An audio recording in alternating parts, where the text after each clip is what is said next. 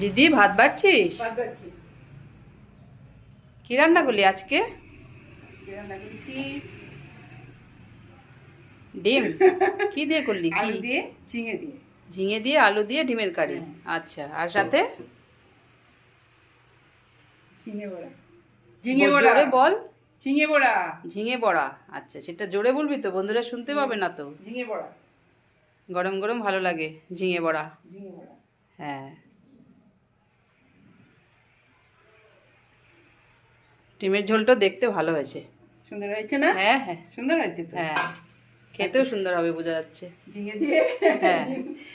মানে তরকারি যারা না খায় খেয়ে দেখবে। অবশ্যই খেয়ে দেখবে বন্ধুরা।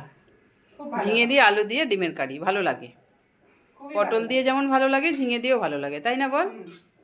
সব কিছু দিয়েই করা যায়। হ্যাঁ হ্যাঁ। রান্না করতে রান্না জানলে হচ্ছে